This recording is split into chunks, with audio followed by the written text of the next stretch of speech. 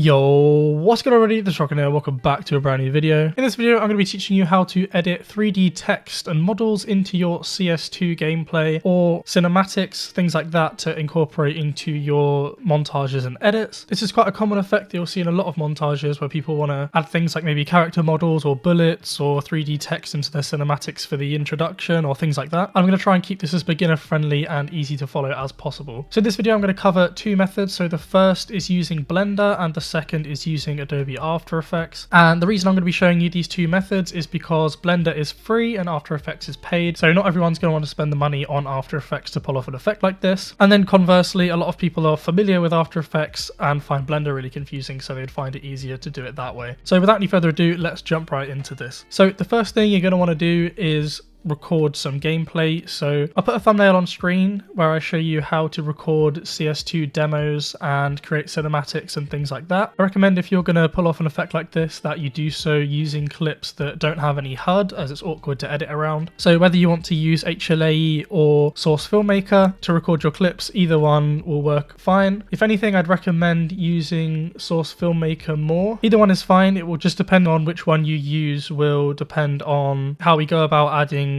the 3D camera. Now, as you can see, I've got a demo open up inside of Source Filmmaker. Now, the reason I've done that is because when you have a demo inside Source Filmmaker, you're able to export the 3D camera, which then means that when we want to add 3D objects into the scene, we already have a 3D camera that accurately represents the camera of that in the demo. So we don't have to worry about 3D camera tracking or anything like that. If you don't want to import your demo into Source Filmmaker and export the camera that way, or say you want to record your cinematic using HLAE, which then means you won't be able to import that camera into Source Filmmaker as far as I know, then you can use After Effects' 3D camera tracker. Blender also has a 3D camera tracker. I'll put the thumbnail on screen for my tutorial where I show you how to use the After Effects 3D camera tracker. I do use it on a Valorant clip, but it will work much the same in a CSGO clip. If you're doing a POV recording, then I probably wouldn't bother using this at all. You're much better off importing it into Source Filmmaker and exporting the camera that way. But if it's a cinematic you recorded with HLAE, for example, then it could work. I don't have any videos showing you how to use the Blender 3D camera tracker, but if you would like to know how to do that, then let me know down in the comments. In the meantime, I'll put a link in the description to another video that I recommend which shows you how to use it. And then all you have to do is follow along with this video as normal, except when we import a camera, you would just do a 3D camera track instead. If you're doing a POV animation, something like this, then what I would recommend is recording the demo inside of CS2 itself, because you'll see when it's in Source Filmmaker we have an issue where there's no skins on the AK or the gloves or anything like that. For some reason skins don't seem to transfer over properly at the moment. So what I'd recommend is recording the gameplay inside of the CS2 demo itself and then following my tutorial, which I'll put a thumbnail for on screen right now, which then shows you how to record demos in Source Filmmaker, and then exporting the camera from Source Filmmaker and overlaying it on top of the demo video that you recorded. I just thought I'd mention that because I want to show you that it is actually possible to do that. But for this video, what I'm going to do is focus on cinematics. So I'm going to quickly export this camera. I'm going to trim it to shot 60 FPS, and we're going to just call this tutorial POV camera, and we'll save that. And I've done that just because I want to show you that that is possible. But the main thing that I'm going to focus on this video, which I imagine is what most people would want to use this for, is for cinematics. So I'm going to quickly close out of this project and I'm going to open up this other one, which if I play it, you'll see it's just a simple cinematic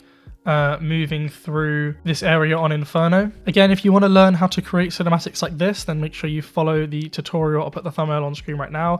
There will also be a link in the description, and that will teach you how to make cinematics like this. As you can see, this one currently doesn't have any players running around. If you would like to use a demo, then please watch my other video, which I'll put the link on. I'll put the thumbnail on screen right now, as well as the link in the description that will show you how to do that with a demo. But for the purpose of this tutorial, I'm just going to use this clean cinematic here. And what we're going to do is essentially add our own text, maybe a couple objects, just to demonstrate what's possible to this cinematic. So much like with the other one, we're going to export our camera. So we're going to right click on this, do export animation. We're going to trim it to shot, and we're going to call this tutorial cinematic camera.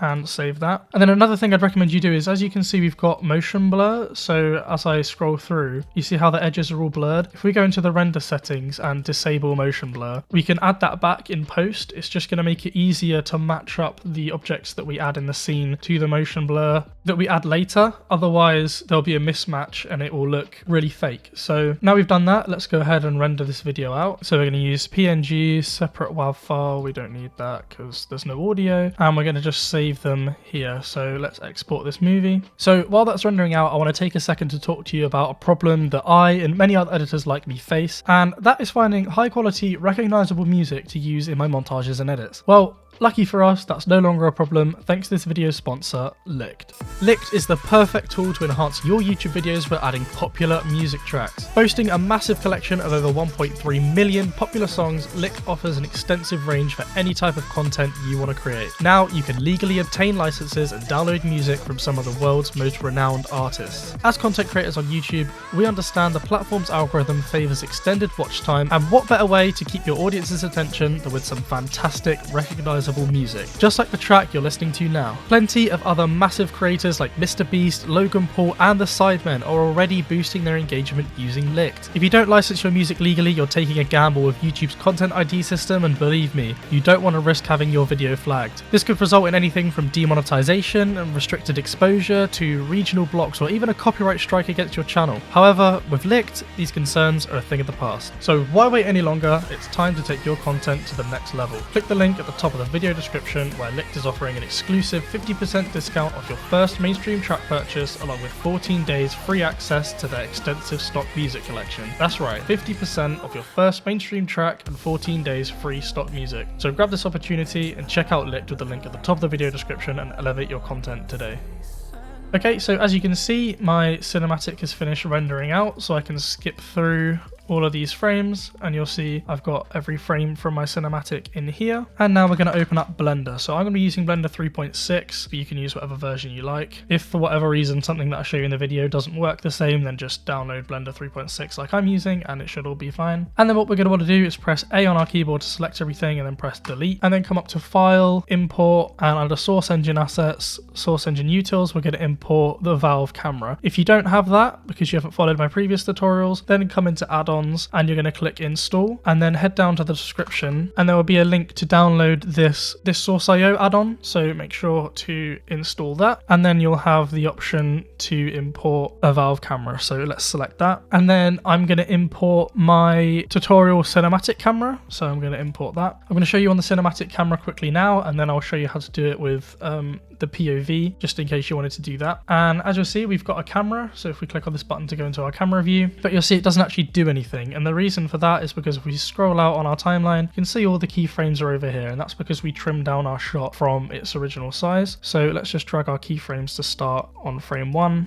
and we can extend our, so it finishes on frame 262. So let's make the end 262, and then all we need to do is come over to our camera properties with the camera selected, come down to background images, press the tick on that and hit add image, and then open. Then we're going to find where our cinematics are, press A to select them all and hit open image, and you'll see Blender automatically knows that this is a image sequence, as you can see. And as we scroll through, you'll see the camera moves and it's in time with the cinematic. You can see on the ground down here, the grid from Blender is moving with the floor in the cinematic as if it was like stuck there. And this is why I recommend using Source Filmmaker, because we can export the exact camera rather than doing 3D camera tracking. So if you were going to 3D camera track, you would first import your images and track them that way. Again, I'll leave a link in the description to where you can find a video on how to do that. Now I'm going to quickly show you how to do this with the POV. So it's exactly the same. We're going to do File, Import, Source Engine Utils, Valve Camera, and we're going to find the tutorial POV camera, go into that, and as you can see with the camera selected, our keyframes are all off to the side again, so let's just drag those over and then select the camera again, into the camera settings, background images, add image, open. I'm going to press A to select all of our images and open that. So in my case, I rendered directly from Source Filmmaker, and this is where I'd recommend that you use the clip you recorded from inside the CS2 demo itself, because as you can see, I don't have any skins on the weapons, and sometimes they bug out. Like here, you can see the gun's actually not in the hand properly. So what you would need to do is record the section of gameplay with, say, Shadow Play or OBS or whatever screen recorder you want to use, then record the same section in Source Filmmaker, and then do your best to line up these camera keyframes with your clip. So mine mine ends at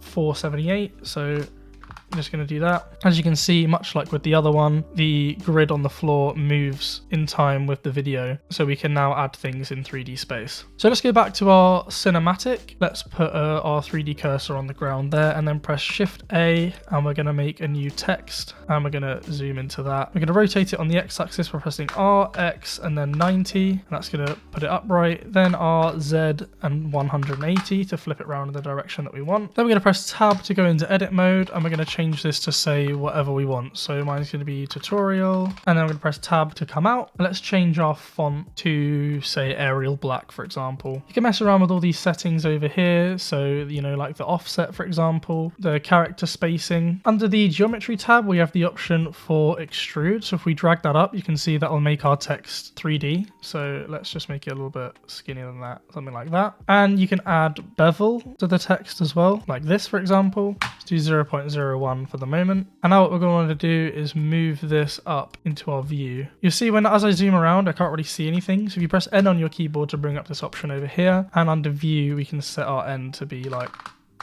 10,000, for example. And now you can see, we can see a lot more. So let's go back into our camera, bring our text much closer, and press S on our keyboard to scale it up. We can position it where we want it to be inside of our cinematic. So I want mine to actually be about here, so we can see where our camera is, or scale that up to make it easier to see, and then bring our text over. And you can see now our text will be moving in 3D space inside of our clip, just like that. So let's scale it up even more, and we're going to rotate it to be more towards the camera, just like that. Now you'll see the background is kind of transparent, so if we select our camera and down in the background images, we can change our opacity to be 100%, and that will make our text more visible. Now if you want to add color to your text, let's swap our rendering engine from Eevee to Cycles, put it on our GPU, and go to the material view. Inside the shading tab, we can add a new material. You can see we've got this principal BSDF. If you want to learn how to use Blender materials, then I'll leave a good video down in the description on how to use them. So as you can see, I've just added this like kind of stony texture to the text. So if we go back to our normal layout, you can see we've now got this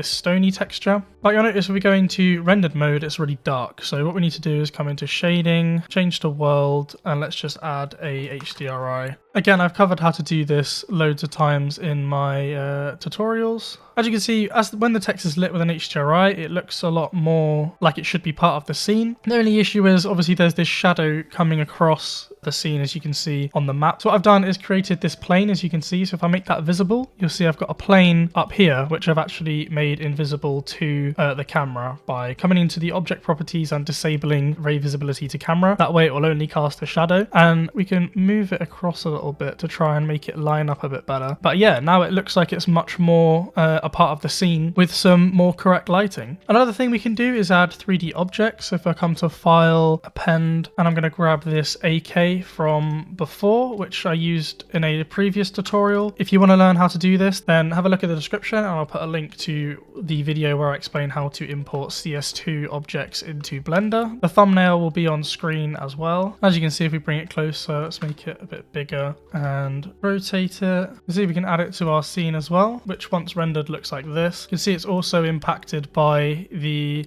plane, so it adds the shadow as well. And you can really do whatever you want when it comes to which objects you want to add, where you want to put them, that sort of thing. As you can see, it's stuck as it should be inside of our cinematic, just like that. Now you'll notice if we render this out, so if I press F12, you'll see that actually the background is not visible. So what you can do is either take this PNG and overlay it on top of the background inside of your editing software, or if you go over to the compositing tab and check use nodes in the top corner, you can then do image, open, select all of these images, and then add a alpha over node, drag our render layer into this, drag in our cinematic background into the bottom one, and then put this as the output. And we can also get a viewer node and connect that to this as well, so you can see. It seems like I've got these the wrong way around, so let's do that. There we go, and now you see it's composited over the top. So if I render this out and wait for it to finish, it then adds our background just like that. So you have the option to do either or, and again this would work exactly the same in our POV one so we could add objects and things into the scene just like we can in the cinematic. The only thing with this is we're going to need to then later on in our editing software mask around things like the hands or other players to ensure that objects and text are obscured by things as they should, if they were there in the real world. Okay, so now I've shown you the basics of what to do in Blender. Let's move on to After Effects, and counterintuitively, the first step is to open up Blender. Now, Blender again is completely free, so you can go ahead and download that from the link in the description, but we just need this for one step, and that's as an intermediary between Source Filmmaker and After Effects, because we need to convert our camera from a DMX file into something that After Effects can use. So much the same as before, we're going to file, import Source Engine Assets, Source Engine Utils, Valve Camera, and we're going to grab our tutorial cinematic camera. Again, you can use the POV camera if you want to, just copy exactly what I did before, and we're going to find our camera, move our keyframes over so that they line up, and the end is going to be 262. Now we can add our background images just the same as we did before, and let's decide roughly where we want our text to be inside After Effects. Now this isn't strictly necessary, but it's just going to make our job a lot easier, and I'll show you what I mean later. So if we again need to expand our view to 10,000, scale this up. Let's put in a plane. So plane, move our 3D cursor here, and then object snap, and we'll do selection to cursor. There we go. So we can see our plane, and then let's rotate this and move it in front of our camera. We go something like that. So that's roughly going to be where we want our text to be. Now what we're going to do is just select both of these, and what you're going to need to do is under Edit Preferences Add-ons, there will be another add-on in the description, which is Import Export Adobe After Effects.jsx. So this is going to allow us to export our Blender camera to one that we could use inside of After Effects, so make sure you install that. And before we do that, we need to make sure that our camera settings are correct. So in our camera, this all looks okay, and in our output tab, let's make sure, okay, 1920 by 1080, frame rate, we want 60 FPS, because that is what we rendered our cinematic in. And then let's select both of these, File, Export, Adobe After Effects.jsx, and we're going to just call this After Effects Tutorial Camera, and export to Adobe After Effects. Now when we launch After Effects, if you don't have After Effects already and you would like it, then I'll leave a link down in the description to where you can go download it. And now we're inside After Effects, let's create a new project, and then come up to File, Scripts, Run Script File, and we're going to grab our camera, so After Effects Tutorial Camera, which is what we just exported, and then let's click Open on that, and Blend Comp is fine, you can call it whatever you want. So let's open up our composition, and as you can see, we've got this plane, which is like the one that we exported, and we can drag through, and you can see that it moves just like it would have done in After Effects. You can see our frame rate for the composition is 60, and inside our composition settings, it's automatically set it to be the correct width and height, as well as the duration and all that kind of stuff. Now all we need to do is import our background, so let's right click, import file, and then let's select the first image of our image sequence, and make sure that PNG sequence, or it might be a JPEG depending on what you rendered it as, is selected, and import. And now you'll notice if I drag this straight onto the composition, nothing like lines up correctly. I mean, it actually doesn't look too bad in this case, but trust me, that's not lined up properly. So what we're going to need to do is remove that and right click and go to interpret footage main on our image sequence, and then do assume this frame rate and set it to whatever you want your frame rate to be, or whatever you rendered it out to be. And you'll see as we scroll through now, the plane is perfectly tracked to our clip. Again, instead of doing all of the camera transforming stuff like that, you could use a 3D camera tracker, which I showed in my other video, and you'll be able to achieve this same effect where it'll put a bunch of dots on the screen, you'll be able to select them, then you can right click, choose add plane and camera or something, and it will basically achieve the same thing. Although we know for a fact that this is 100% the correct camera, as we've exported it from Source Filmmaker. So now what we want to do is change from using classic 3D into the advanced 3D renderer, and you'll see that our plane has gone dark. Now what we can do is add some text, so let's do new text, and we'll type in tutorial again, and drag it below our camera and make it a 3D layer. So if you can't see these options, press F4 on your keyboard, or you can click toggle switches and modes and make sure that's a 3D object. You'll see when I make it a 3D object, it disappears, and that's why it's good to have this plane here. If we change to have two views and we make this view, instead of an active camera, let's just do custom view 1, you'll see we can actually see our text. And to pan around inside of the 3D view in After Effects, if you hold down the number 1 on your keyboard and click and drag, you'll be able to rotate. If you hold down the number 2, you'll be able to pan around. If you hold down the number 3 and drag towards you, you'll zoom out, drag away from you, and you'll zoom up. As you can see, we've got our text here and we can, move it around and do whatever we want. But to make this easier, this is why we've added the plane. So we can select our tutorial in the composition, press P on our keyboard to open up the position, and then do the same on the plane. And all we're going to do is copy our values from the plane onto the tutorial. And as you can see here, the text is visible. It's just really small. So let's press S on tutorial and scale it up. And we can now hide our plane. And you can see we've got our tutorial text and it's moving just like it would in 3D if we were using Blender. All we're going to want to do now is press R on our keyboard to open up the rotation options. And on the Y rotation, let's just type in 180 to spin it around so that it's looking towards the camera, just like that. We can adjust it. Let's just go back to a single view. And as you can see, our text looks pretty similar to that we had in Blender. All we need to do now is make it 3D. So to do that, let's collapse and then re-expand our options here. And under geometry options, you'll be able to see we've got extrusion depth. So we can add some extrusion to our text just like that. We can bevel it just like we did in Blender. So let's choose angular, for example, and mess with the bevel depth, or we could choose concave or convex. So let's just do a little something like that. And let's rotate it more towards the camera, something like this. I kind of like that. If you want to create custom materials and models and things specifically for After Effects, then I recommend using Substance Painter and Stager, which are two other Adobe softwares. If you'd like to see a tutorial on those, then do let me know. This whole advanced 3D renderer inside of After Effects is pretty new. From my understanding, it only came out of beta and into the release version a few months ago. So I am also still learning. But something else we can do is add some lighting. So let's right click, new light. Make sure that you make it a environment light. It will probably be on spot by default. So let's choose environment, and cast shadows is fine, and just tap OK. I'm going to drag it below my camera because I like to have everything beneath the camera. And then what we can do is grab an HDRI. So let's drag an HDRI into our project and then down into our composition, just like so, and you'll see it adds it like this. That will then allow us under the environment light in the source to choose that HDRI, and you'll see that lighting is then applied to our text. Inside the render options, your render quality will probably be, I think 8 is the default value. There's no need to go up to 300. I have not seen any difference. So I'd like to stick it at around 50. Resolution of full for the shadows. And if we hit fit to scene on the shadows as well and press OK, that'll give us some more realistic shadows around our text. As you can see, if we have an HDRI enabled, let's drag up our metal and specular shininess to 100%. You'll see it will actually reflect the HDRI in our text, so that way we know it is correctly working. So I'm actually going to keep these values here to make our text look like it's sort of metallic. And then something else we can do is import 3D models. So as far as I'm aware, After Effects supports a variety of object types. I don't believe it supports FBX, but it does support GLB and GLTF. So I've got a GLB bullet object here. Again, you could also use objects from CS, which you open in Blender and then save as a GLB. Although there are some issues with textures. I'm not exactly sure what format and which nodes and things inside of Blender you will or won't be able to use with After Effects. But again, if you'd like a tutorial on that, I can learn it, I can figure it out, and I can teach it to you. But just as a quick demo, let's drag this bullet object on. So as you can see, let's just leave these at default. And again, if we open up a second view, you'll see we've got our bullet here, which we can zoom into. That's what our bullet looks like.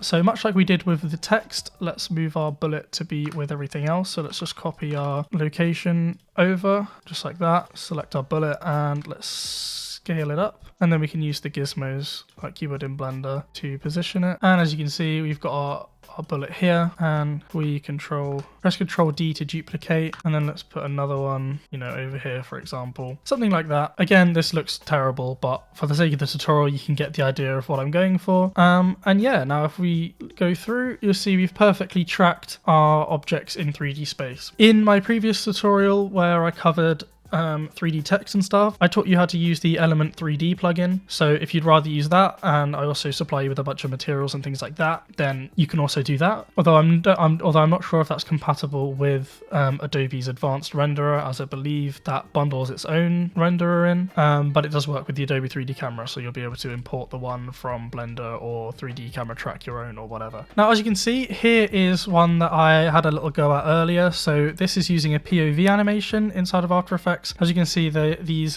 bullets have been 3D camera tracked to this sort of area. Again, like I was saying earlier, the only issue with doing POV stuff like this is they often get obscured by, say, this character model should be in front of the bullets, but it's not. So what you have to do is essentially mask them out, or mask an image over the top of them. So as you can see, if I re-enable this, now the bullets are being obscured as they should be in 3D space. But these masks I've only done for this frame, so you'll see that for the rest of it, it doesn't look right, and you'll need to animate the mask over time to ensure that it looks accurate throughout the whole clip. But yeah, as you can see, that is 2 different methods on how you can add 3D objects and text into your CS2 videos, whether it be a POV demo or a cinematic or something like that, for use in your CS2 montages and edits. If you guys did find this video helpful, then make sure to drop a like on it as well as subscribe. Leave a comment with your ideas for any other videos that you'd like to see on the channel. Follow me on all my other social media. Big shout out to Lick for sponsoring the video. Make sure you go check them out with the link at the top of the video description. And other than that, thanks for watching, and I'll catch you in the next one.